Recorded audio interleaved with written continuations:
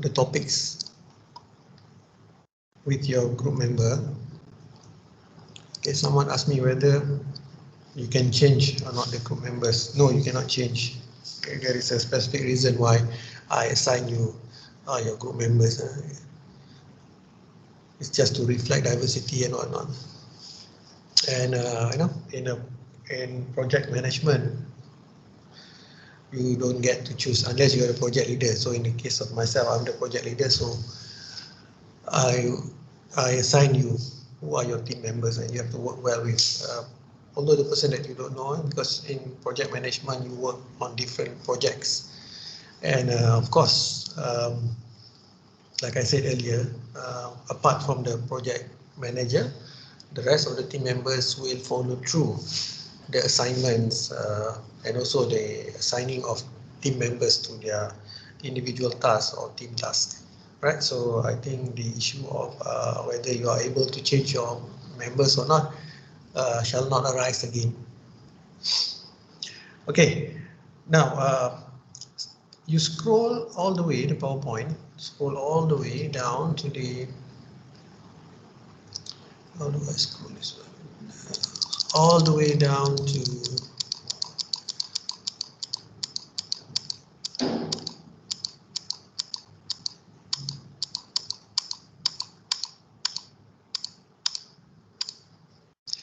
this slide here, slide number 24. Let me just read out for you the case study, and then I'll explain to you what you have to do.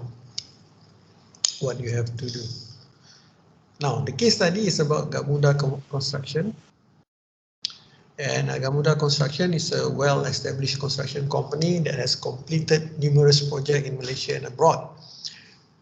Means that they are locally their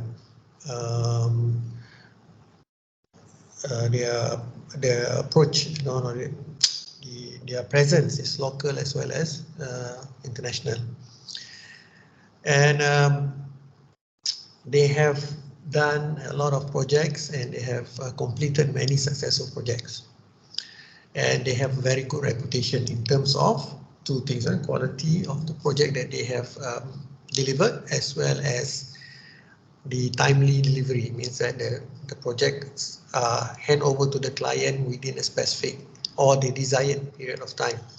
So every project has got to have that. That is why we call it. Remember last week we talked about the characteristic of a project. It's a temporary thing. So it has a start date and it will have an end date. The end date is when we pass over the project to our clients. Right. Now, in this case, Sarah is a highly experienced project manager with 20 years of experience in managing large projects. So no issue there. No issue means that she comes to work for this project as a project manager, and she has with her 20 years of experience. And she was recently appointed to lead the construction of a new 22-kilometer highway linking the port of Tanjung Pelepas to the town of Senai. So you just imagine from the port straight highway straight to the town of Senai. The town of Senai is in Johor. Sarah had an impressive CV, having successfully managed several commercial building projects in the past. So she has good past experience, well experienced. However, this is her first time leading a project in highway construction. But she is confident in her abilities, means that she has done various projects of various backgrounds, various industry, but this is the first time she's handling a construction of a highway. Now, Sarah's appointment was welcomed by the team at Gamuda Construction, who were excited to work with her. However, as the project progressed, issues began to arise that threatened its success. Sarah's trust issues and temper become more evident, and the managers of the smaller units responsible for specific section of the highway begin to struggle to work with her. And despite this, Sarah's past performance in the past projects, her lack of experience in highway construction led to several problems. One of it is the team was not adequately prepared for the unique challenges that came with constructing a highway, leading to delays and additional costs. First problem, first issue. Sarah has also got some trust issues and temper, and that further complicated matters, causing a breakdown in communication and teamwork. The managers of the smaller unit reported that Sarah's lack of technical knowledge and experience in highway construction resulted in unrealistic expectation and lack of guidance. Sarah's temper also contributed to an unhealthy work environment, with team members feeling undervalued and demotivated. The project is still ongoing, but the challenges faced by the team have made it clear that Sarah's characteristics are not well suited to the demands of the highway construction. Gamuda Construction is now looking for ways to address the issue and ensure the project success.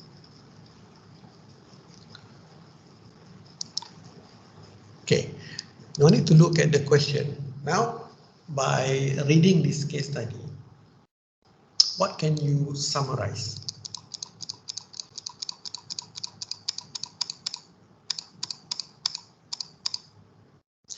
Anyone? What can you summarize from that situation at Gamuda Construction?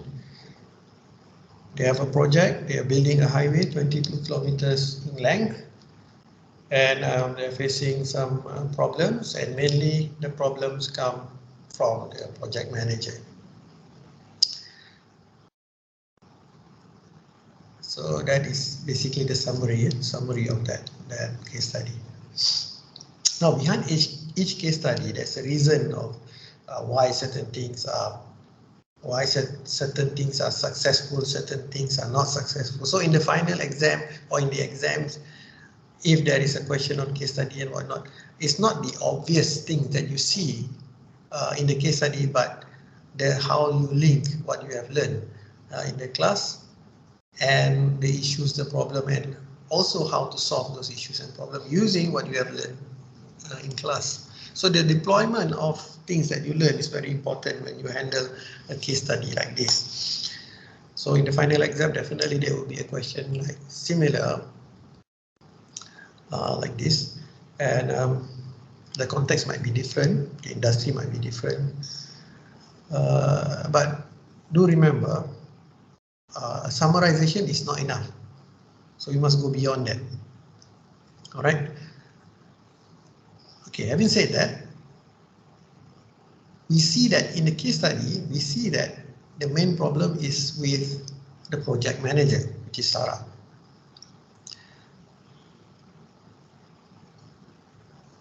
So what do you think is the major problem?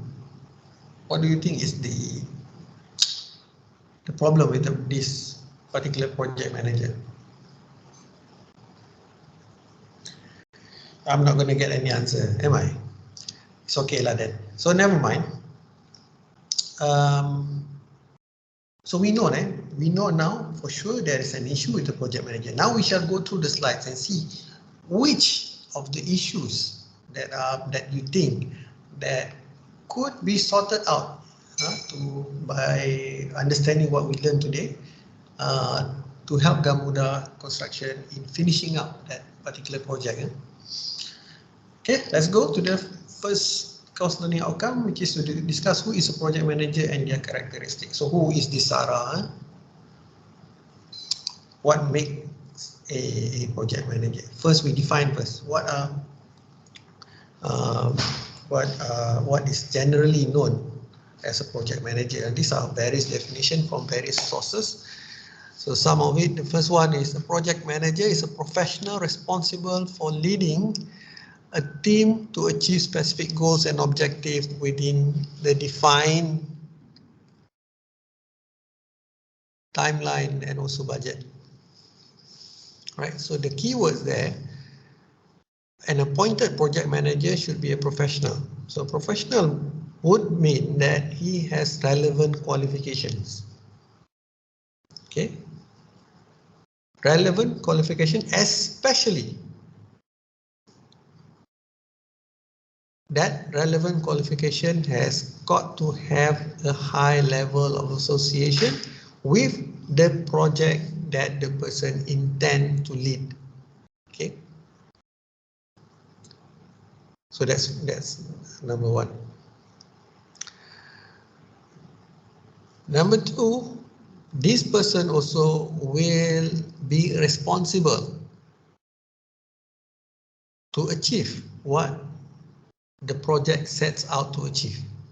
So what are the expectations? What are the end result of the project?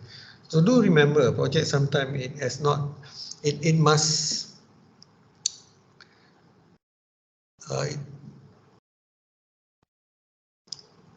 when you imagine project, you shall not imagine just construction or product or services.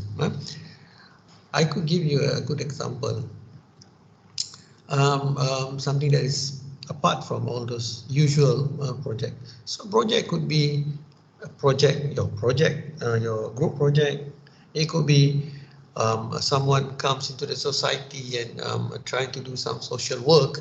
That could be a project. For example, Bill Gates went to Africa with a project to equip certain region in Africa with clean water supply. So that is also a form of project. Yeah? So community, it can be community project. So don't limit your thinking. And when you imagine about project, you imagine about product, you imagine about industry, building things or selling things and whatnot. A project has got a timeline, and normally it is defined by the contract. Okay? So the project manager is normally defined by the contract that has been given to him. Even in football or in sports, the coaches, they are to handle certain project. Like Malaysia, if you look at Malaysia, now we have this project by the Ministry of Youth and Sport, which is aiming to get at least one goal for the Malaysian team at the next Olympics. So this project is being led by the Deputy Minister of Sports and Youth Malaysia. So of course, the Deputy Minister is not a project manager, but I think somebody from the Majlis Olympic Malaysia has been given the responsibility to manage the project. That is also a project. So the project starts now and it ends. The result will be there should be one gold medal for the country in the next Olympic. So if there is no gold medal in the next Olympic, it means that this particular project announced by the ministry is a failure. All right. So when you think about the project manager, you have to think very diversely. You have to open up your way of looking at projects. So it can be anything. It can be at the micro level, like your level, to manage your project. You appoint a leader, that would be the project manager, who has the responsibility to lead the team, to finish the assignment, and ensure that the objective achieved within the stipulated time. Before the end of the semester or before the due date, you have to submit. And hopefully, if you have a target of your project to get certain grades, you will be able to get those grades. By submitting alone, that's why in project, the word quality is very important.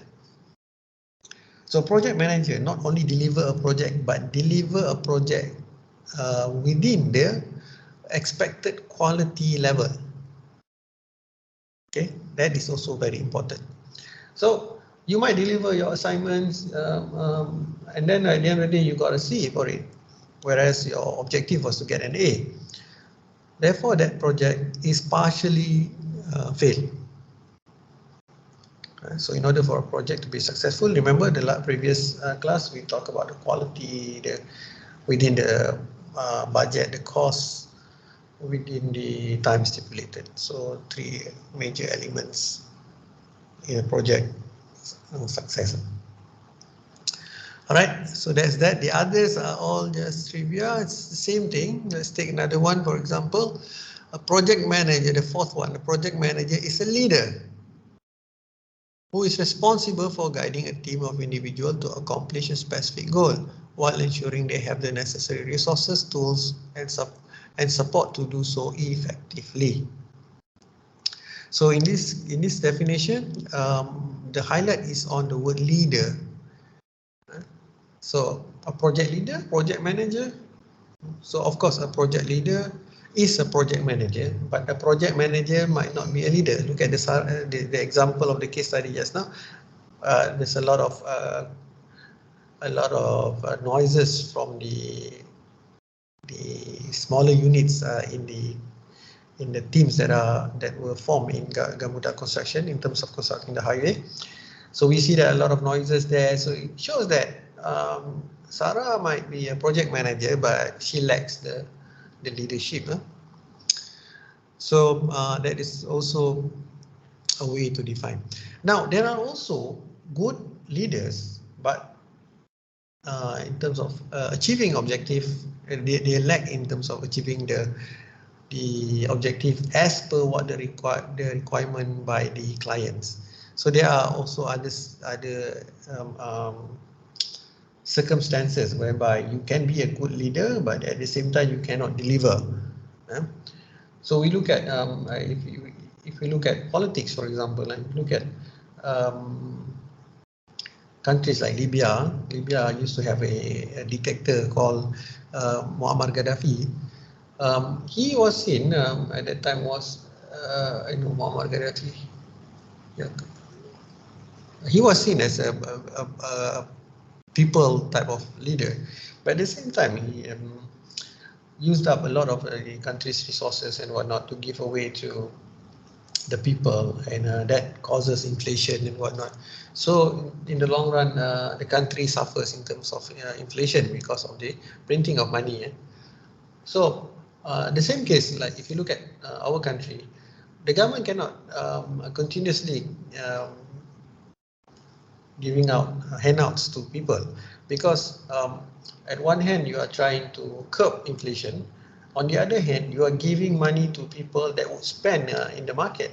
So so you raise interest rate, the effect of raising interest rate is not so clear or not so effective. Why? Because you are still giving people money and people buy things. When people buy things, the demand increases when the supply is strict. Therefore, the price will keep on rising. So in Malaysia, the leaders got to be very responsible in terms of, not.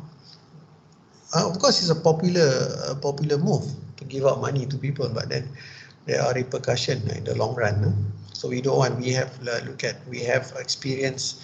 We can look at the experiences of other countries, Zimbabwe. We can look at the countries like Argentina, like Cuba, like Venezuela. Venezuela, a very good example of inflation, just because. So my point here is, a project leader can also be someone that is not good in managing the project.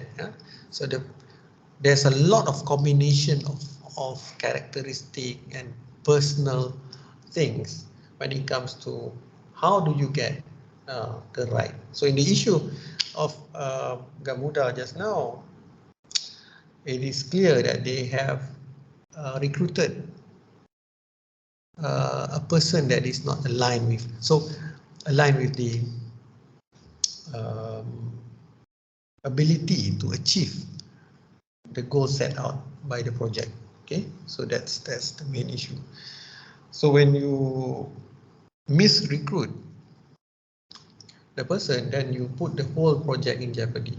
So that's why there's a lot of there 1, 2, 3, 4, 5, even more on how people try to define who is a project manager. So when we look at it, we understand now by our one-way discussion from my side that a project manager has got to have certain characteristics, certain preferences, certain ways, certain leadership, certain and whatnot, that later we will discuss in depth. Okay, this will then be interpreted into the outcome of the project, right? Okay. So now we look at the characteristic. So what make a good project manager? So we look at the first one, the one that we have discussed just now. The first one is leadership. So like I said earlier, the project manager have got to have high level of leadership. It's either through leadership can be accumulated through wisdom, through experiences, even through trainings and whatnot. So leadership is one of them, because in many cases in projects and whatnot, there are many times that the project manager have got to rally the workers, the employee, the teams in order to work extra hours, to go the extra mile. All this require a high level of leadership skill. So in leadership, we can talk about the way the empathy that the project manager has, the negotiation skill that the project manager should have. So all these then later translate into the leadership of the project manager. So that is one of the most important characteristic, which is leadership. So when you go back and look at the case study just now, you will realize that Sarah lacked leadership. Where does it show that she lacked leadership? That is your challenge. When you look at the case study, you should find what when you say that she is lack of in terms of leadership. Where would you point out the problem that arise because of the lack of leadership? Never mind, later you read back and you try to you will just try to connect and link between what you have learned. Next is, of course, communication, because you have to convey messages, you have to convey orders, you have to give a lot of weight to certain orders, give a lesser weight to other orders. You have to be able to allow communication between departments, between teams, especially when it comes to big projects and whatnot. And you know, projects by nature, it comes in stages. So you have to complete first this certain activities, then you can go to the next activity and whatnot. So in that sense, by looking at that alone, communication is by far also maybe at a certain point of view into the progress of the project as important as leadership, maybe even more, right? So because if you convey the wrong message, or your message has been interpreted differently by what you intend it to be, then that will cause problem along the way when you do when you manage your project. So the case study just now, is there any communication problem that you see? So again, you will go back and then look at whether Sarah has a problem in terms of communication, communicating what she wants or what she expects from the team. Not only just communication, it doesn't just involve verbal communication, it also involves non-verbal communication, the body language of we call the body language of the communicator and also the receiver and whatnot. So managing communication is not as simple as just telling someone what to do. In project is getting someone to understand what you intend for them to do. Okay, that's communication. So there is an example that Mary is a CEO of General Motors, is known for her for her communication skill, and she is able to communicate complex ideas in clear, concise manner, and is skilled at also listening and engaging with stakeholders. So, like I said earlier, it's very important not only to just say what you want, but also communicate what you have reached, what the milestone that you have reached in terms of the project to the stakeholders, to the client, to your bosses, to your people that have interest in terms of, to the government, interest in the project. Then you have the next one, adaptability. Project manager must be able to adapt to changing circumstances and adjust project plan as needed. They must be flexible in order to think on their feet to respond to unexpected challenges. So in a project is not routine. Unless you do the same project again and again and again and again, then it will slowly become a routine and the process become very systematic. But at the beginning of a new project and whatnot, everything is in a chaotic manner, and then it is up to the project manager to put everything into perspective to make sure that everything runs smoothly. Now, along the way, there are a lot of challenges, a lot of things that happen. Adaptability is associated highly with risk. So managing risk, adaptability is also part of managing risk, so it's highly associated with risk. Some of the risks you expect, then you have a plan for them to mitigate the risk. Some other times there are things that happen out of the blue, or you have the supplier runs into a problem to supply you. You have a supply problem. You have a worker problem. You have, for example, the pandemic happened. So when the pandemic happened, there is unexpected that people cannot work. So you have your deadline and whatnot. So you have to lobby the government to allow the construction. Remember when we were having our when we had our pandemic, the construction industry, they were allowed, the manufacturing industry were allowed to continue with their operation and whatnot, to continue the supply chain in the country. Because so when a project manager, if faced with this kind of problem, they have to adapt. They have to find ways to address those challenges. So that's why when you look at project managers, they have to have very high level of inner strength to pull through every time, especially when they are challenged with a lot of unexpected things. Example, Tim Cook, the CEO of Apple, is known for his ability to adapt to changing market conditions and pivot the company strategy as needed. His leadership has helped Apple remain successful despite significant changes in the tech industry. So tech industry is very dynamic. Dynamic means what? It changes rapidly all the time. So the CEO must be able to communicate what the consumer want, what the company want. So he's a good in terms of a manager that can adapt to changes. So you look at the phone is always, the new phone that comes out always will address certain issues, further enhance the experience of the user of the iPhone or any other Apple product for that matter.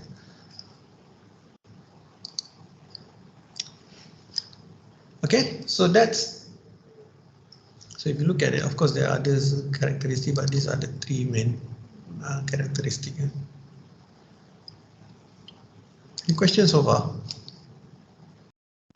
So when I explain to you, you try to relate back to the case study just now in order for you to grasp some more understanding. So later when you answer the question, it's going to be easier for you to answer the question.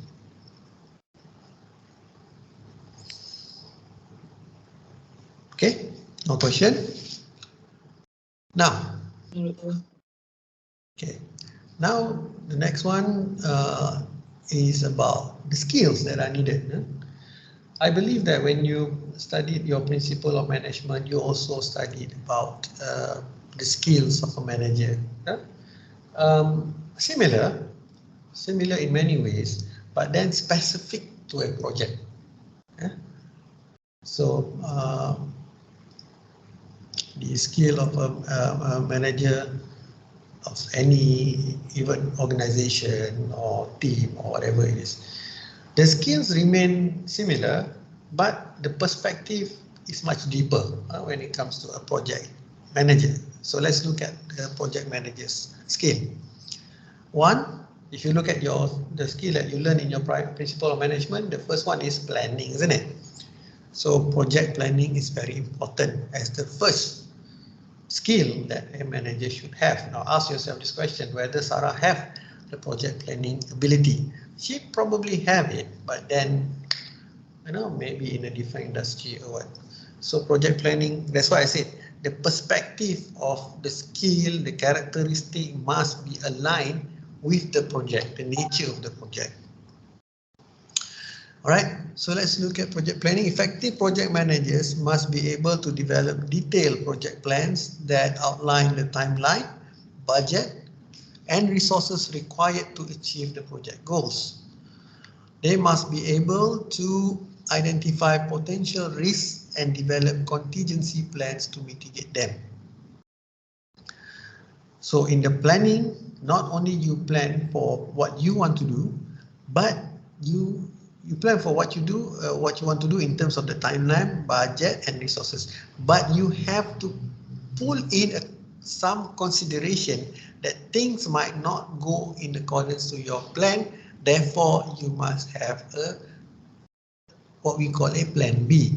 A plan B is then used to mitigate the risks or the challenges, the issues that come over. So project manager is very well versed in terms of project planning. They know that if they cannot use this way, they will go and switch to another way of doing things. All right, so that is very important.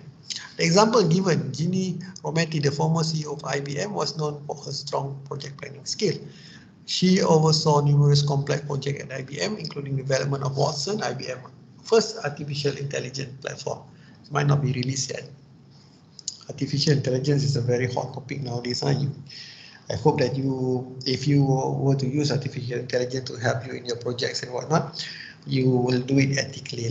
You will not just submit whatever the artificial intelligence have written for you. Because I tell you why. This is from my experience. Last semester, I experienced, I was very happy when I received the individual assignment, also the project assignment. So in my thoughts, I was like, what? This batch of students, this batch is very good in terms of the writing, the style, the answering, and whatnot of the way they put up their assignment. So I was quite impressed. But when final exam result and when they answer the exam question, it doesn't actually reflect how well they write in their. So I know. From there, I know, oh, it's actually not their work lah. It's either they use artificial intelligence has been around not recently. Only cut and paste is also artificial intelligence as well. But but now it's more complex, more sophisticated. So you don't think that your lecturers wouldn't know, because when the lecturers will look at your final exam result, look at the way you write in your final exam, especially in terms of essay and whatnot, they will be able to figure out whether you have used any artificial intelligence platform to help you answer or do your assignments. Now, I'm not saying that you cannot use. It's very hard to control, but then you have to use it ethically. Ethically means that you have to know where to use and how to synthesize the answer in accordance with the right ethics. So that example, just now, Ginny. So they have developed Watson as the first artificial intelligence for IBM.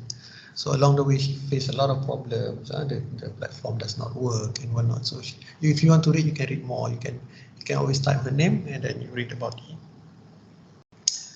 what we call the story behind that particular platform. and what kind of planning that she has to go, the challenges that she has to go through in terms of planning and replanning, replanning, and what. But eventually she manages. Second skill is the ability to control the resources of money. Money matters. So money is being defined by the project budget. So when the client award you with the contract of a project, or if you got engaged with a certain project and whatnot, of course there is a limit in terms of what you can spend to get whatever it is that you need for your project. Okay, so this is a must. So project manager must be very good with allocating money to different departments and whatnot. Because you have one lot given to you, let's say the project is for 50 million, then you have to be able to allocate those budget, that $50 million budget, to the rest of the team members of the teams, the different departments and whatnot that work for your project. And by doing so, you must ensure efficiency and effectiveness of the transfer of budget to your individual teams. That's the second one. Example will be Sundar Pichai. Sundar Pichai is the CEO of Google. Before he became the CEO of Google, he was the project manager for Chrome as well as Google Drive and Google Map. So he was the project manager for those products. And because of the success of those projects, he was then appointed as the CEO of Google, and because of his ability to lead those projects to success.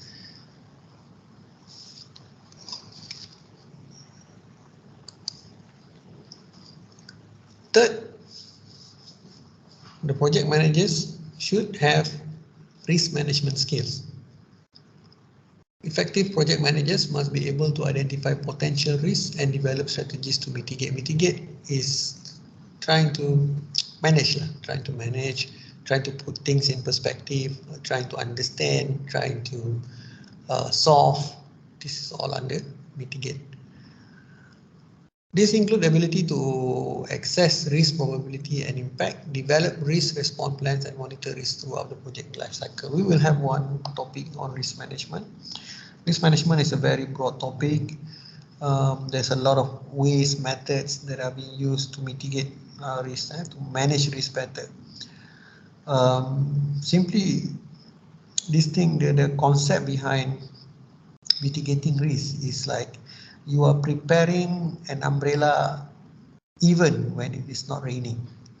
So you are expecting, for example, you are in Malaysia, you know that there is a high chance that there would be rain. If not today, tomorrow and day after tomorrow, there would be rain within these 3 days. So a good mitigation plan would be to have an umbrella ready in your car all the time because of the known weather conditions in the country. Yeah? Right. So that is risk management, and there are a lot of methods that can be deployed when you do your risk management. So risk management skill is a broad topic. It requires you to understand a lot of the techniques and whatnot, which we will discuss later in depth in the chapters to come. Probably there would be a dedicated topic for risk management. Let's look at the example. Jeff Bezos, the founder and former CEO of Amazon, is known for his risk management skill. He's overseen numerous successful projects in Amazon, including development of Amazon Web Services and acquisition of Whole Foods. Problem with Amazon those days, they started with an online store book. Now they have become one of the largest online retailer that sell everything from the smallest of things to even cars and whatnot. So along the way, there's they came into the picture in 1996 when the internet was just at the infancy level, 1996. And then the first risk that Jeff Bezos have got to mitigate was the risk of something called the Y2K. The Y2K is a speculated bug that affects the binary of a computer. See, in those days, the computer are designed based on 101010, the binary system of the computer, and the last and the computer was designed earlier in the 80s and whatnot, not taking into consideration that it will go past the year 2000. So the moment it reaches 0, 00, so it would then was speculated that the system will crash, the whole internet will crash in the year 2000, the 1st of January, the year 2000. I don't know whether you have been, you already have been born or not. I'm not so sure, but I was in my 3rd year, I think, in my degree in the year 2000. So at that time, computers are very, those days those computers, and you would not be able to imagine the computer those days. But there is a problem. So online companies like Amazon, so you have to have a backup plan for that. But the Y2K bug did not affect the computers. At the end of the day, the speculation on the foresee by the technologies or the system engineer did not came into reality. Nevertheless, if you are you cannot simply take the risk. You cannot say we'll just wait and see. You cannot, especially when you have a company that is worth millions and millions of dollars, and it could just go. It could just vanish if you don't manage your risk. A lot of the companies that you see when you are a lot younger, they are no longer here today. Why? Mostly because they are unable to manage the risk. And there are a lot of companies that are slowly going that path, slowly diminishing in terms of their presence. Now we look at, I give you one good example of Parkson. You know Parkson? Parkson Retail Outlet, do you know that Parkson? At one time, okay, good. At one time, Parkson is one of the largest retailer. People like to go to Parkson and buy things and products and whatnot. Share price of Parkson is quite high. Now, if you look at the share price of Parkson, is very low. People have shifted to the online business, and they have already recently they have shifted to online as well. But then maybe it's too little, too late for them. The share prices of Parkson is quite low, and they were hit when the pandemic happened in the year 2020. So a lot of the retailers, the conventional retailers, were hit. And when we talk about pandemic is a risk that could happen at any moment, anytime. Because this is not the first time pandemic has affected the life of the people in the world. There have been previous cases of pandemic that happened in the past, the Spanish flu, for example. So it affects businesses and whatnot. So businesses like Parkson, like the retailers, should, with the technology that are available in 2019, 2018, and even before that, should mitigate their risk in terms of, if let's say there is an outbreak of a virus or any sort of disease, how would they conduct their businesses? So failure to do so reflect in the performance of the company. All right. Now, for example, I see one very big risk that we are all facing, but nobody is giving a lot of thought or thinking process to that problem. Now you look at, you are all paying everything using your money, right? Your digital money, correct? Most of you will not bring your wallet, you just bring your e-wallet, you go around and you just flash your QR code or you just scan and then you pay and whatnot. And our money, even your savings account, you don't see physical money, you see all the digital numbers that represent your money. There is no physical evidence. You don't even have a saving book nowadays. In my time, when I was a lot younger, when I was in my schooling days, one of the achievement of life at that time was to open an account, a bank account, and have a bank book, we call it, a savings book. That saving book is an agreement between me and also between the person that owns the saving account and also the bank, saying that you have certain amount of money. So, and this is something that you can replace when it gets old and whatnot, tarnished. You can go to the counter and you can ask for a new one, and all the details will be printed back into the system. Now you don't have this. All you have is your online banking, your online saving account number. There is no book, no nothing, no evidence and whatnot saying that you are the owner of a certain book. If something happens to the internet, or some crazy hacker go into the system and wipe out your name, you would lose a lot of money. Yeah? You would lose a lot of money and you have no evidence saying that, hey, I used to have money here. How would you provide the evidence that you have money over there when someone can just go inside and wipe your transaction, everything about you can be wiped? One thing. Recently, what happened in the US, the bank that failed, similar case. Why? Because there's no mitigation of risk. Keep on giving out loans, although you don't have enough money to give out the loans. You give out loans. This is what we call rogue banking practice. Rogue means tak terkawal, gila, tak betul. Means that you don't have the money, you pretend to have the money, you give out loans in terms of giving the jaminan bahawa you have the money but you don't have the money. And when the client wants to withdraw the money that they have invested or they have saved in the bank, when they want to take out all the money at once, the bank doesn't have the money. So the bank starts to collapse, people start to panic and whatnot. So this is what happened in the US recently.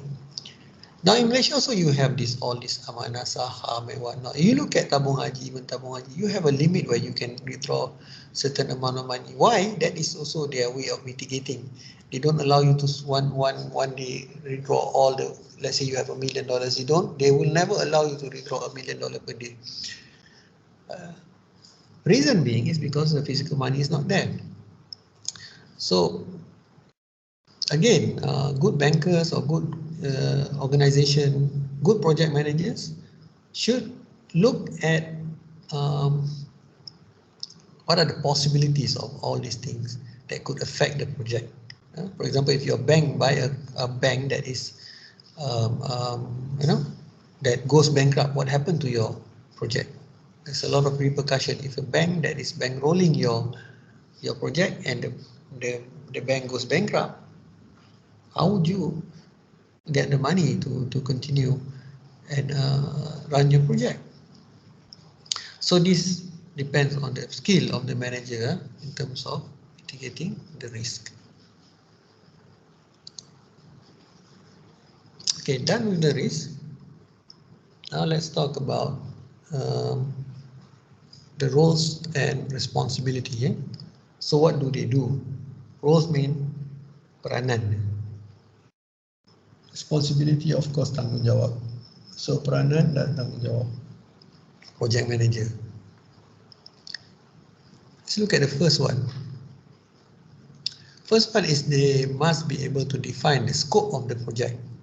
What is the scope of the project? What it covers, what it doesn't cover, what it needs to cover, what it does not need to cover. That is the scope. Scope later we will discuss. All this we will discuss in depth later. And it's just to give you an overview. Goals. and deliverables. What is it that you intend to deliver to the client? So defining the scope, goals and deliverables. Project managers are responsible for determining the project objectives, setting goals, defining the scope of the project. They must ensure that the project is aligned with the organization's strategic goals and objectives. So if you represent an organization, the project that you undertake must also represent the long run or the short run mission and vision of your company. For example, if you take up let's look at the construction of the 22-kilometer highway. Say now, it's as simple as delivering. Okay, let me just ask you. Anyone who can help me with this? Let me ask you. In that case of Sarah just now,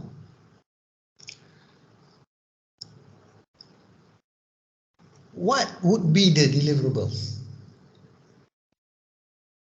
What would be the thing, the output of the project? Anyone? Siapa nama?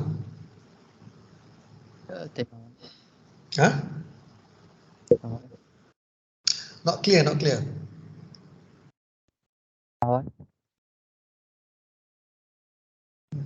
Tak dengar. Yang lain dengar tak?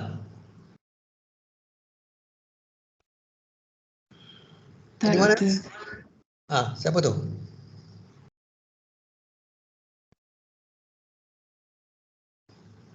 TKY. Hello. TKY. TKwan. TKY. TKwan. Okay. T ya, T. T. Yes, doctor. Just on your mic. T. Okay. Okay, T.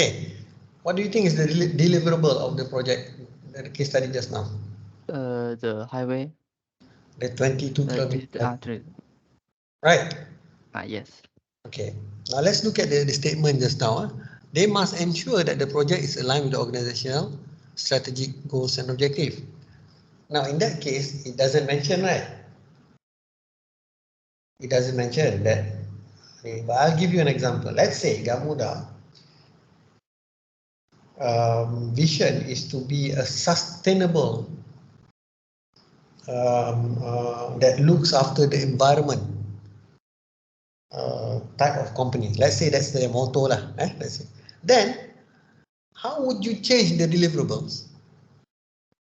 Can you just stick with the just completing the project of a 22-kilometer highway and then pass the project to the client? What do you think, Tay?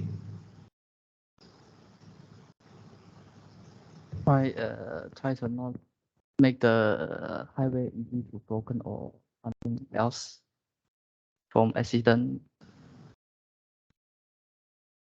Okay, from accident point of view. But in terms of the construction, the design, all okay. Okay. Anyone else? How would the deliverable changes when I said that Gamuda is looking at sustainability, looking at the environment and whatnot? So anyone else? Any ideas? How would the deliverables change? How would you suggest the change? Anyone else?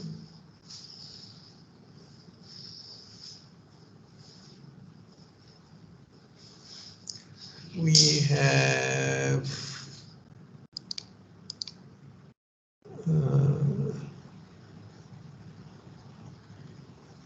we have over 90 students.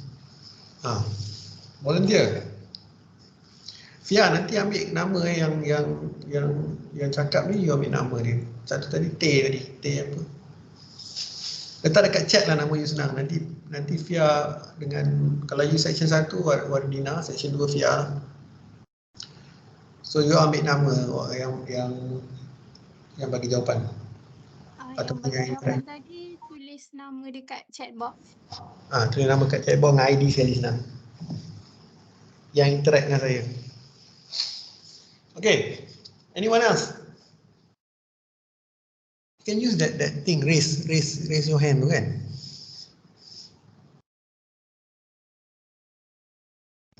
Easy question.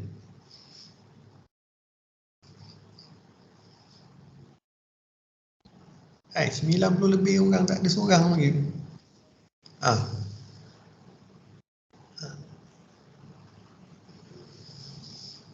Tekawai.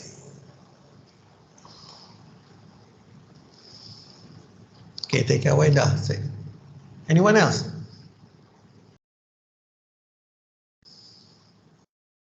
Wardina. Betul pula. Tak ada lagi? No one else? Oh, come on. We know the basic is a 22-kilometer highway. Right, that is the deliverable. Now, how would you align that with the sustainability and the environment thing that is the focus of the group or the company?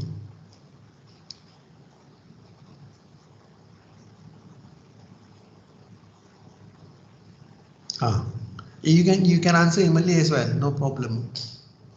I'm Doctor. Siapa nama? Tuan Amir Akmal. Right, for the deliverable of the project.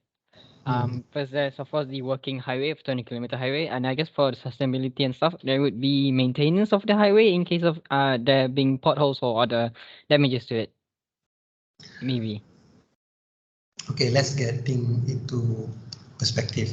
When you deliver, maintenance is done by the client, unless you are being given another project, right, as maintenance. But we focus on the building of the highway. You get me? The construction of the highway.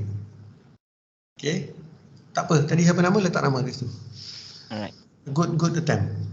Now, so just now I said that imagine that Gamuda is a company that have this policy of or the ambition to become a very sustainable type of company that put a lot of weight in terms of the environment and whatnot. So when you, as a project manager, you have to subscribe to that idea.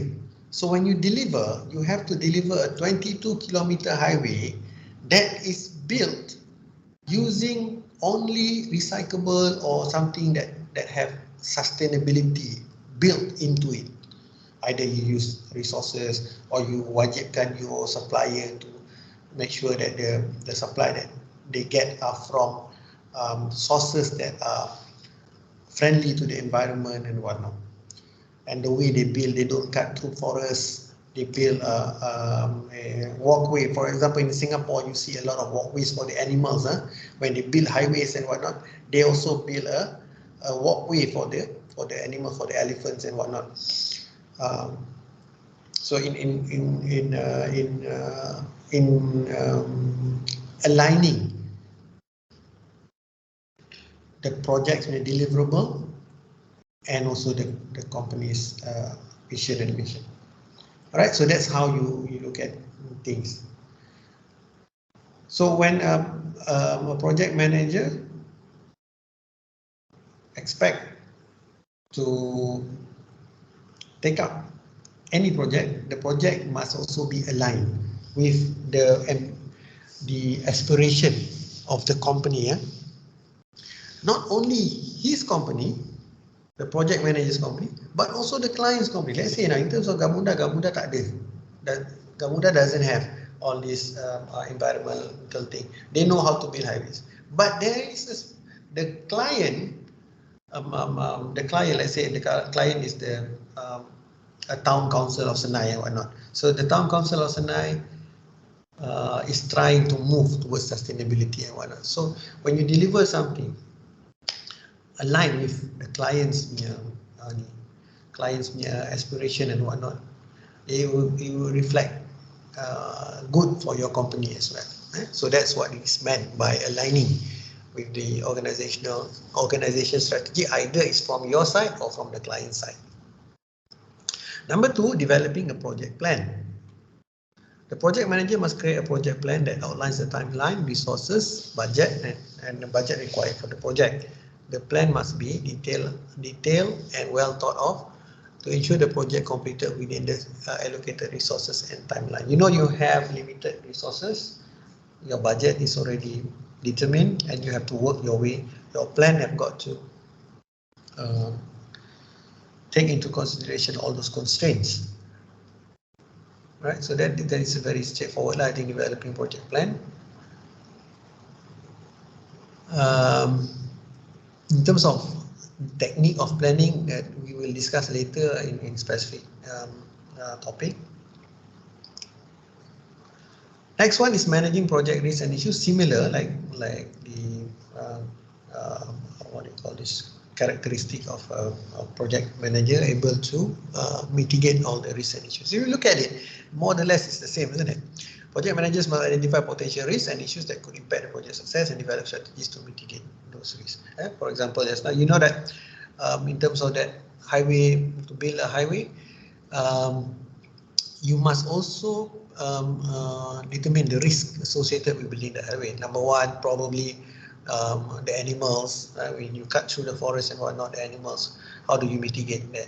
Number two, how do you mitigate the weather? The weather in Malaysia, you know, how do you build highway when it rains every day? How do you put up the tar onto the roads when it's raining every day? So you have to think about all these things, so managing the project risk and also issues that come with it. Internally also, you might face a problem from your team members and whatnot. Communication problem, all these are, you should be able to, the role of the manager should be to mitigate these issues. Next, the role is to ensure the project is completed on time and also within the budget stipulated. Similar. Next, communicating regularly with stakeholders. This is very important. When you get a project, you have to be able to identify who are the stakeholders. The stakeholders are people that have interest embedded in the project. For example, let's take the 22-kilometer highway project. Who would be the stakeholder here? Anyone? Who would have interest? Can we list down one by one who would have interest in terms of the project? Anyone? Who would be the most likely stakeholder?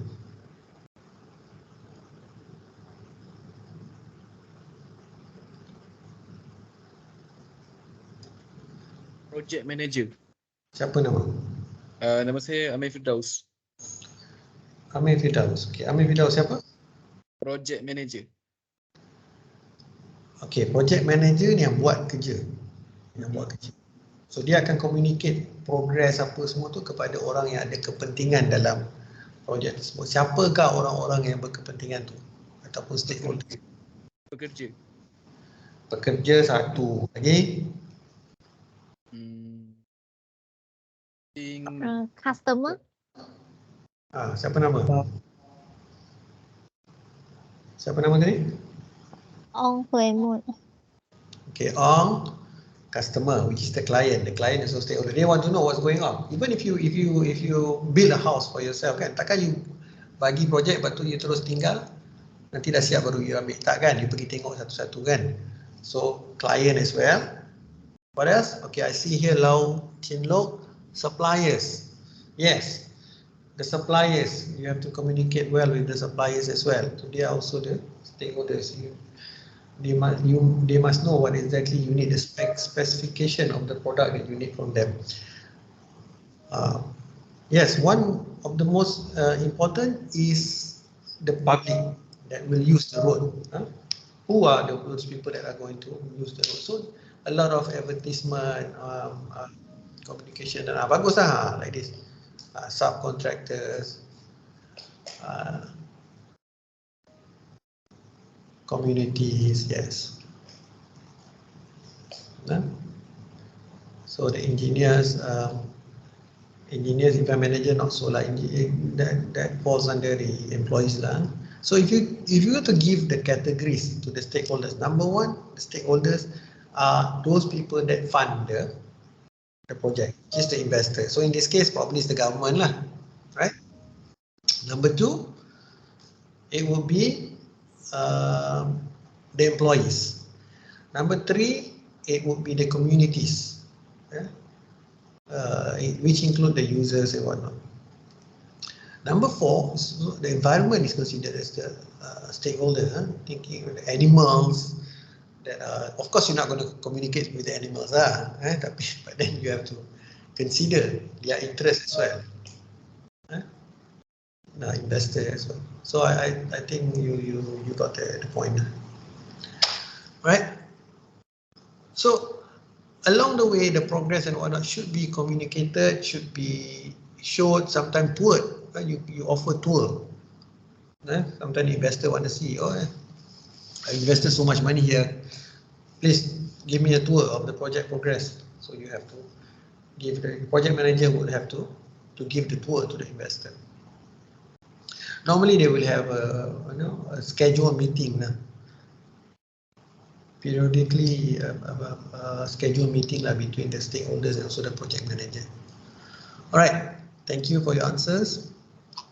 Next, the role is to motivate the team members and managing them, to motivate them because in the project there's a lot of stress, a lot of tension, a lot of conflicts and whatnot. So a lot of long hours. So a lot of patience is required. A lot of give and take. So motivation is really needed when it comes to the role that the project manager should play. Sometimes in terms of motivation, they offer financial rewards. For example, if you complete your tasks earlier, then you will be compensated, or it will reflect good in terms of your performance, your KPI, whatnot. So the manager have got to know how to motivate. I believe that you have already in your previous courses and whatnot learned about motivation, theory of motivation and whatnot, what motivates people and whatnot. So the project manager here have got to use that a platform of different tools of how to motivate the employees, especially the employees that are associated with the project. Okay, done that. We'll take a 10 minutes break until 4:30. Then we'll come 4:35. 4:35 we'll discuss the next CO, which is organizational structure and their implication on projects. Okay, 4:35 sharp. I will start again. Thank you.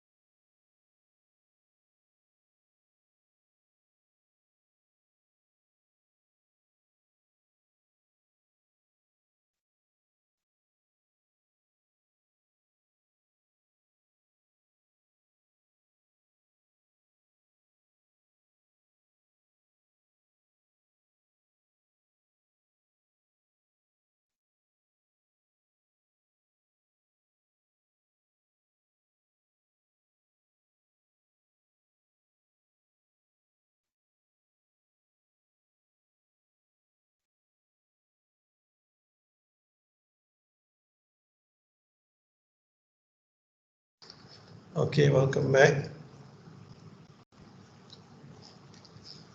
Can you hear me? Yes, Doctor. Yes, Doctor. Okay, next slide. Project and organizational structure. I'm going to go through this relatively fast. Why? Because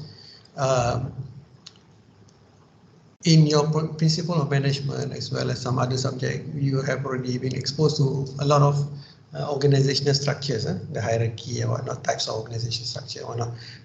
But as I am glancing through the slides of organizational structure and project, the most important part is the linkage between the effectiveness of certain organizational structure in aiding, helping achieve the aims of a project. Okay, so that is the fundamental so-called explanation that I'm going to give later.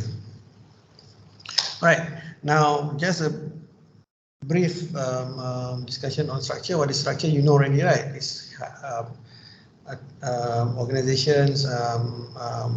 They have to be structured in a way that it creates something called effectiveness and efficiency. So the purpose of a structure is to show the different roles, responsibility, tasks, units, departments, and whatnot. Their level of authority, span of control. All these terms, if you cannot relate or you cannot remember, you have to go back and rediscover back. What is span of control, level of authority in the topic of or in the context of organizational structure. Now, there are many types of structure, but I will only discuss three, I think, structure that is relevant enough for us to be able to discuss in terms of how it helps and how it not only how only it helps, how it hinders or disadvantage to a certain manner, to a certain level, the ability of the project manager or the project being achieved as well as it should be achieved, right? So that's the cause of the discussion. So the first structure that we are going to discuss is the most common one, which is the functional structure. So you know, right, what is the functional structure? So the organization is structured by functions. For example, you have the accounts department or the accounts function, then you have the sales function, then you have the marketing function, you have the different functions that are being grouped, and people are grouped in with regards to their experience, their qualification, their expertise. So if they hold degree in human resource, and then probably they will be allocated a spot in the human resource department or the human resource function. So that is functional organizational structure. Of course, we want to discuss about the advantage of functional organizational structure is that everyone using the same language in that particular department, communication is good. The output or the tasks that are associated with human resource with that particular function can be achieved fast. But that in terms of the functional structure advantages, how does it relate to a project? Now let's just read out the first, the second paragraph there. Functional organizational structure is traditional organizational structure, like I said, where employees are grouped according to their specialty. Like I said, function as blah blah blah blah blah. The functional manager has decision-making authority over the employees in the department. So authority-wise lies within the manager with the same expertise.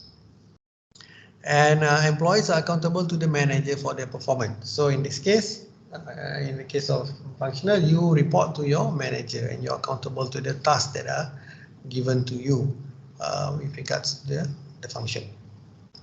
The functional structure has several implications on managing projects. So how the link to the to managing projects. First, in terms of resource allocation.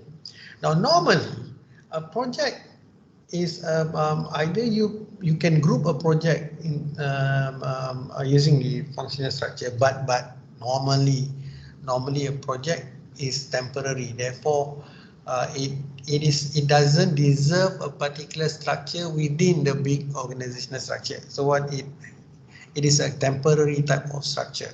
So now let's say it uses the functional structure.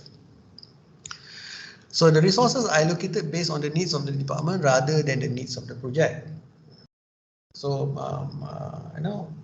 people are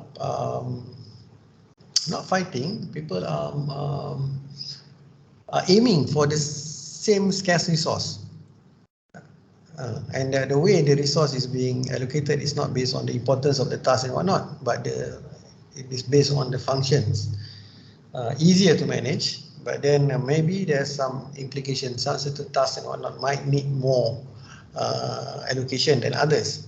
So that is one disadvantage. So the project managers may need to compete with other departments for resources such as personnel, equipment and funding. For example, a project manager who needs the assistance of marketing department may need to compete with other projects for the attention of the marketing manager. So if you need, if you're handling a project, that's why I said your structure is apart. It's a temporary structure. So let's say you need someone like in this case, you need a marketing exec to do some marketing for you in terms of your project. You have to compete with other functions as well, other projects as well. So it's not allocated to you alone. So there's no exclusivity. You are eyeing for the same scarce resource, like I said earlier. 1. 2, in terms of the communication, within the functional department, good communication within. But then when there is a project going on, it's a challenge. Why? In a functional structure, because employees tend to communicate vertically, dari bawah atas, bawah ke atas, atas ke bawah, within the department rather than horizontally across department. So you know that in a project, you don't have only one function, you have many functions and whatnot. So the employees are not used to horizontally speaking to each other. They are so used to vertical communication only.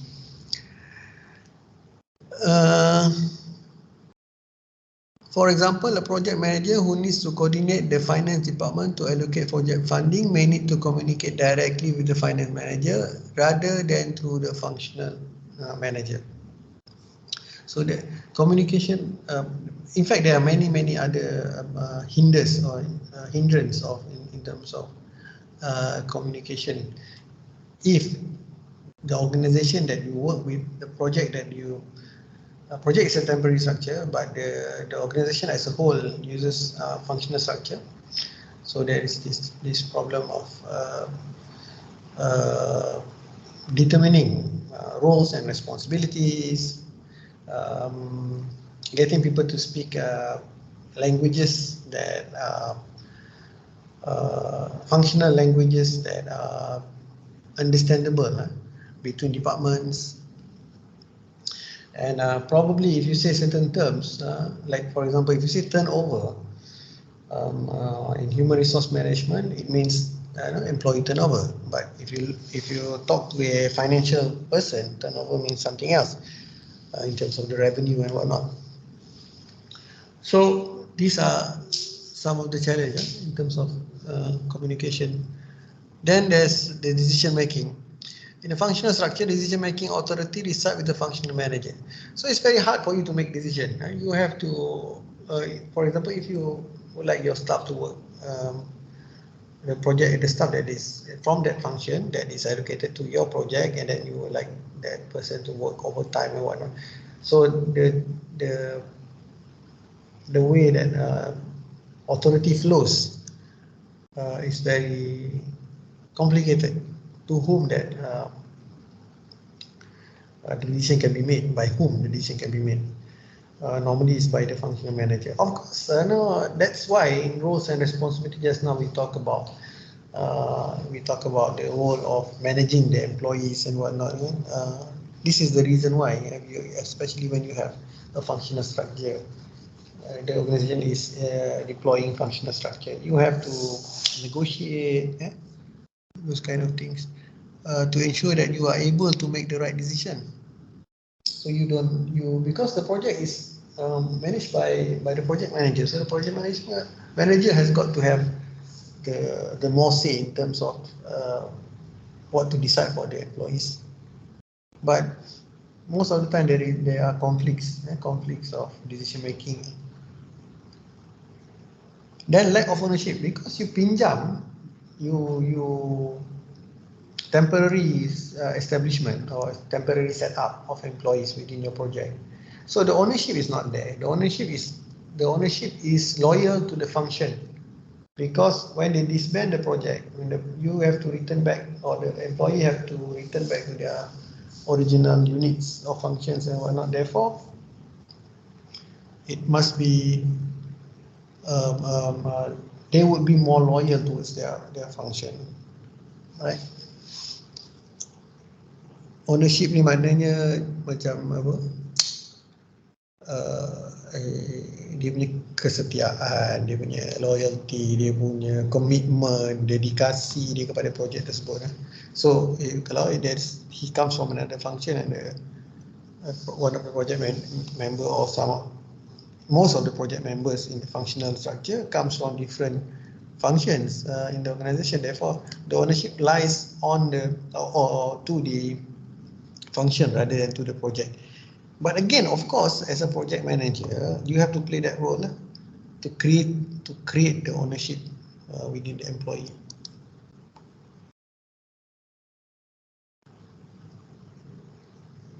Okay, that's that. The second one, which is a better setup when it comes to structure and project management, is called the project base. Project base means you set up a structure that is your organization. Let's take the Gamuda example. Gamuda business model is based on the contract that it received to build things, build facilities, build buildings, build highways, roads and whatnot. It builds, it constructs things for the client and whatnot.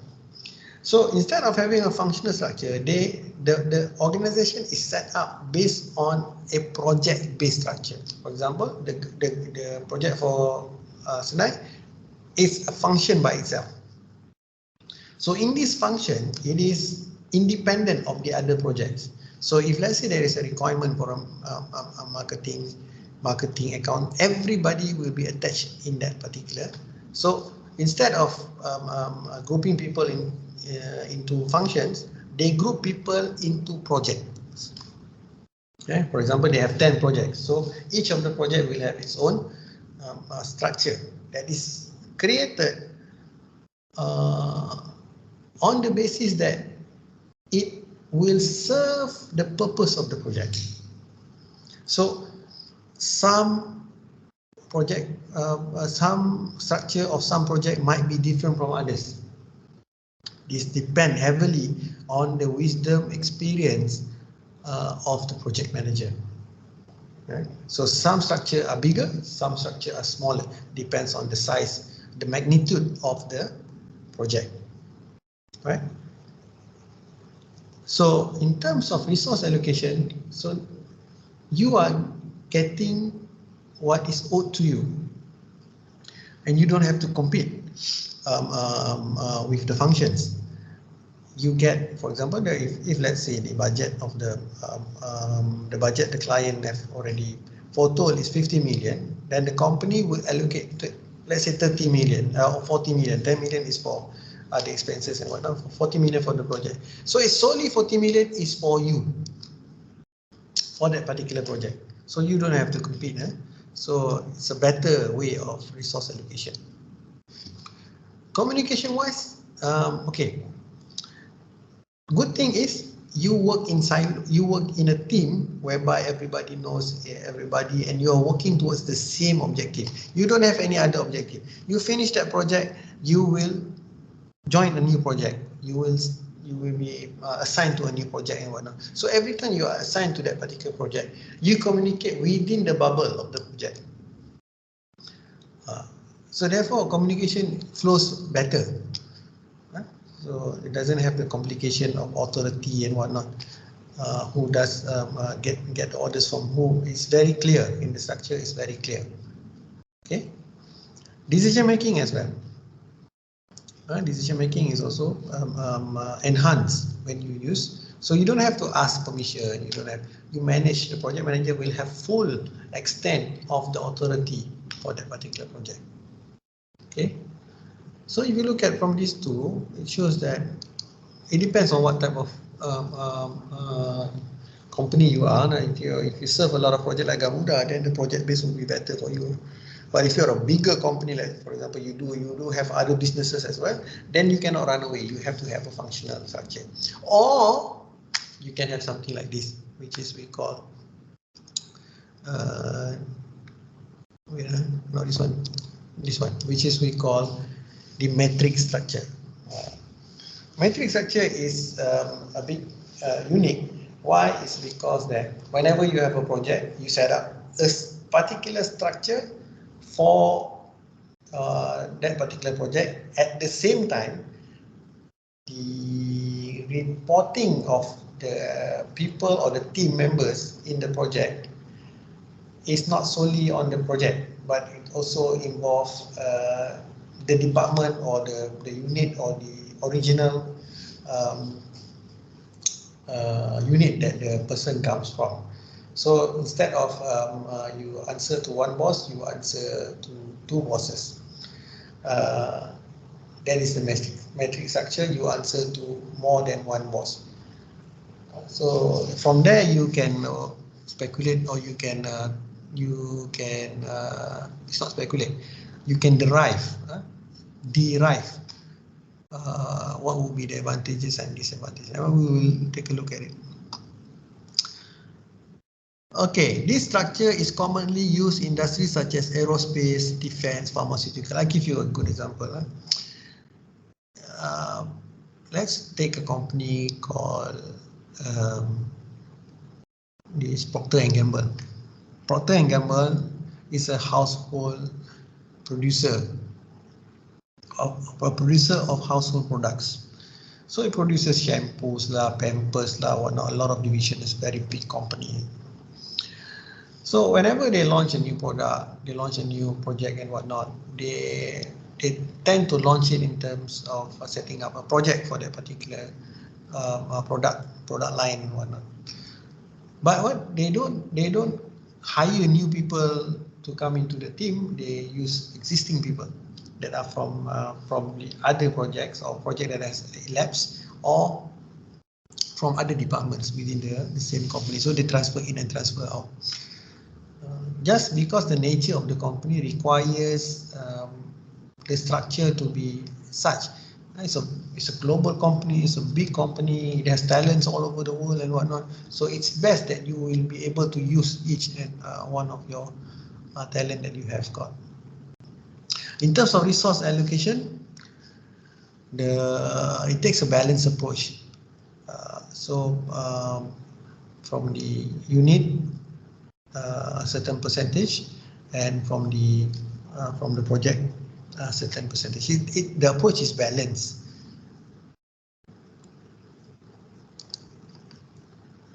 In terms of communication, similar like the functional structure, there would be some problems. Why? Because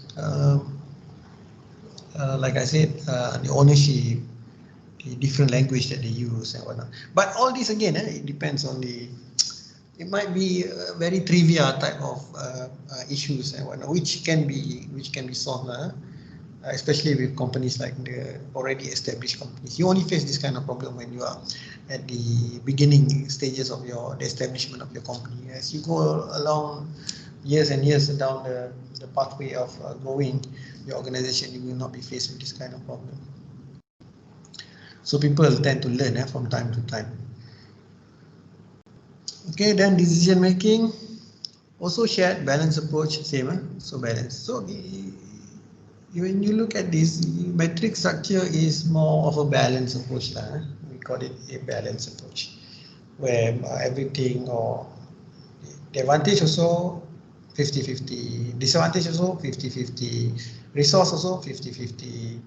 Decision making also 50-50. Yeah? Accountability also 50-50. And a lot of flexibility. A lot of flexibility, because you can get the right talent for the right project. Now, having discussed these three structure,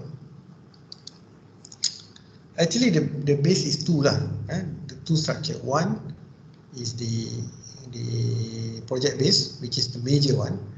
Then the second one is the matrix one, because the matrix also pull people from the functions and whatnot. So maybe you might be confused in terms of the structure, but the main structure is these two lah. Either you form an independent structure, or you form a structure that is dependent on other units as well.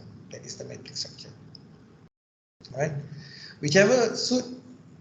Now which one is better? Whichever that suit the objective of the project. And of course, it also depends on the CEO, depends on how they look at the project, whether it's important, not important, trivial project, or this how they view the project. The importance of the project will determine how much allocation, how much weight is being given to that particular project in comparison with the other functions in the organization, especially when it's not a project-based organization. Okay, so that's that. Let's see, CO2. Now we go to CO3, discuss and evaluate project teams in the context of project management. Before that, any question with regards to the structure and so when you discuss about structure and the main thing to be able to discuss is the alignment between all those things like resource allocation, communication, decision making, how to contrast between the different type of structure, highlight the advantages and disadvantages as well. And when you do your further reading, probably you will understand more. Any question on CO2? Now we shall continue to CO3, which is the last CO I think of the day, which is discuss and evaluate project teams in the context of project management. Alright, what is a project team? So project team is a group of individuals who are brought together. Remember just now if you're project based, you are from a different unit, you are brought over for a specific purpose, typically to accomplish a specific project or task. The team is usually formed by a project manager or a project sponsor and may include members from different departments, functions, or even different organizations. The purpose of forming a project team is to bring together a diverse set of skills and expertise to achieve a common goal.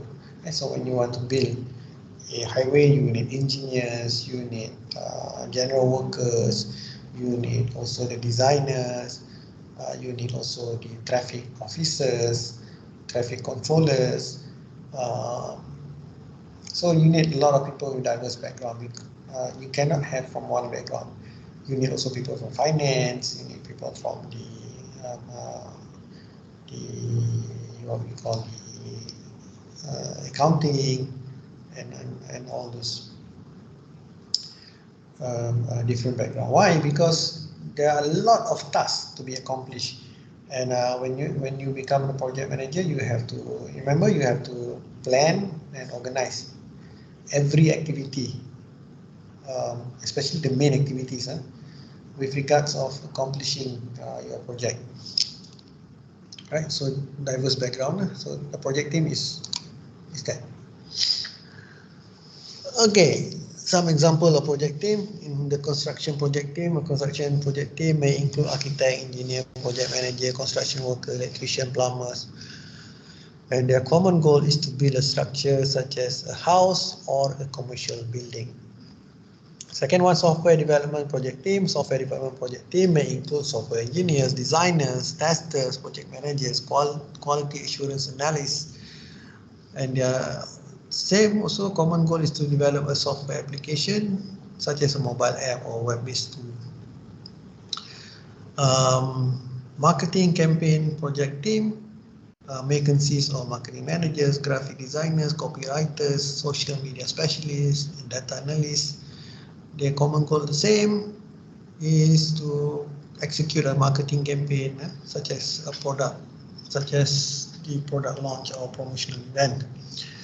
Another example will be research project team, researchers, analysts, data scientists, statistician. The key here is whoever that you need should be included in your project. So you must source. Project manager must be able to source the right people for the specific projects. Okay, what are the key roles within the project team? Number one, the most important, of course, the project manager lah. You have to have a project manager. He is responsible for leading and managing the project team, ensuring that all aspects of the project are completed within timeline, budget, and also quality standard. You always have to remember this. These are the three things that the project manager look at: timeline, budget, and also quality standards. They are responsible for developing the project plan, monitoring progress, and making adjustment as necessary. Yeah? Same lah, like you when you studied your, or when you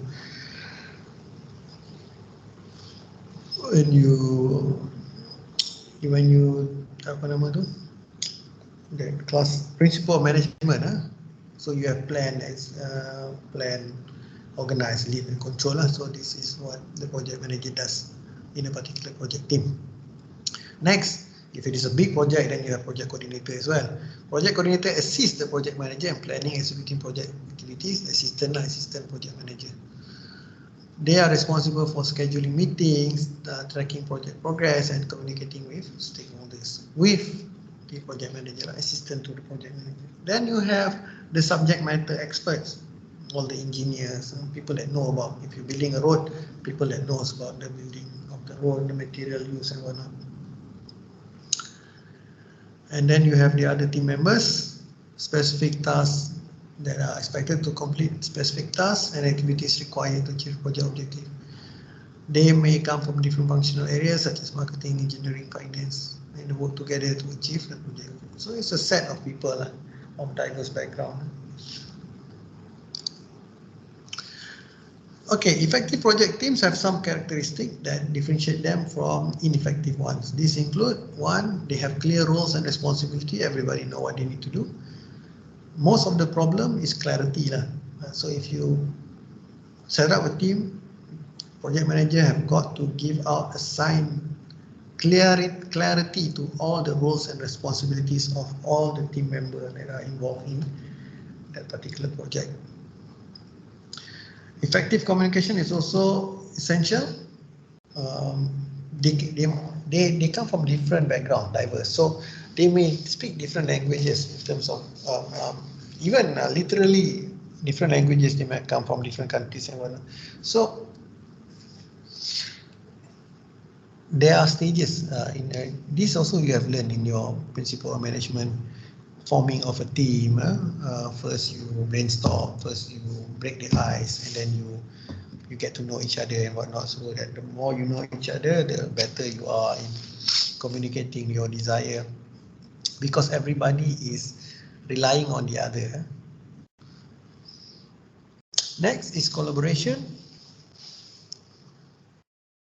Teamwork is very important. Trust and sharing of ideas. Some project, you have ideas you don't want to share. You think it's exclusive your idea, or you like to see someone taking the fall. That's not the case. In effective team characteristic, everybody must trust each other, and it's a challenge to the project manager to create this kind of environment, help each other out and whatnot. So because you need each other. It doesn't matter if you, let's take your project assignment. You are very good, CGPA very high. You have lots of, you have other diverse members in your group. Some are very good, some are not good, some are lazy and whatnot. So you must be able, as a project leader, you should be able to identify the strengths and weaknesses of each one of your, and then help them collaborate better with each other to produce a very good end result. Next one is leadership. Project team needs a strong leader who can provide direction, motivate team members, and ensure the project is on track and meet its objective. It's a lot of challenges, so you need very well-versed type of leader. Okay, so then this is the case study just now. Blah, blah, blah, blah, blah. This is the question. Explain how Sarah's background and experience as a project manager differs from the ideal characteristic of a project manager and how this impacted the outcome of the highway construction project. So what I require you to do now, can you break into groups? Are you able to break into groups?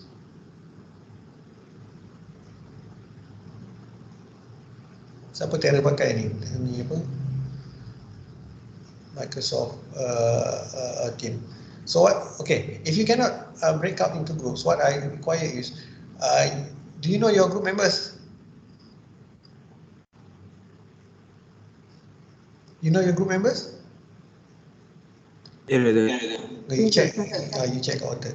So now, what I want you to do is, you volunteer as a leader for your group. You create bukan apa? Pakai apa? Google Meet boleh ke?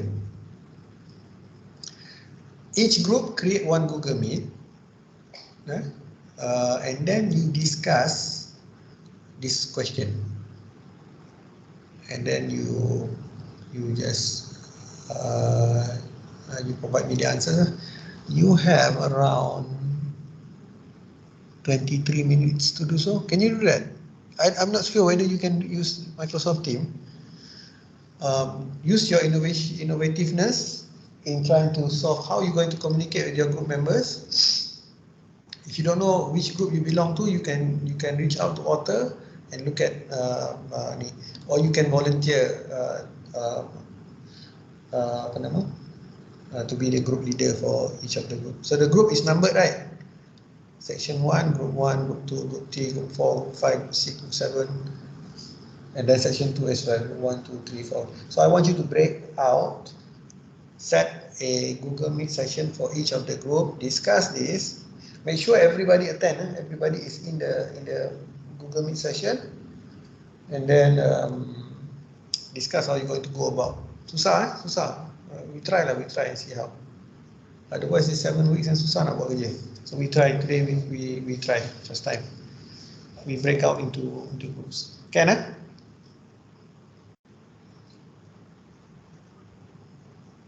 Can, Doctor.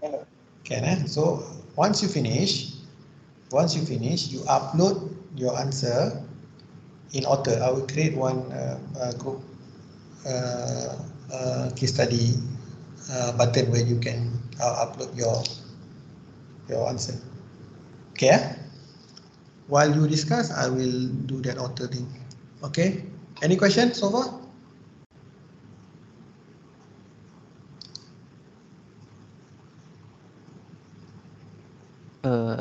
Sorry, doctor. For the answer, we have to the form is PDF or the Microsoft Word. I think PDF better. Oh, okay, thank you. Doctor, I have a question. Mm. How long were expectation answer? I mean, like, is it 1 page? That long? This one because this is just probably not even a page lah. Half 3/4 of a page. Oh, okay. All right. No, doctor. Thank you.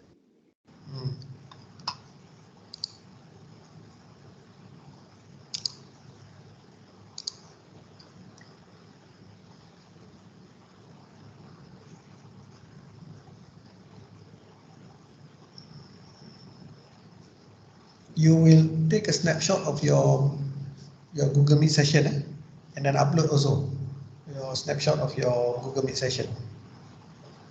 Okay. Sure, doctor.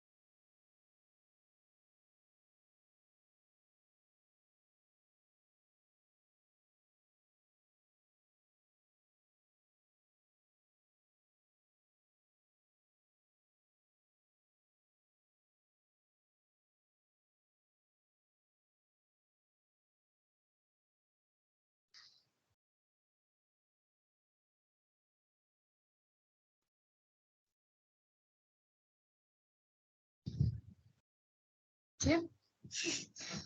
Terus ya.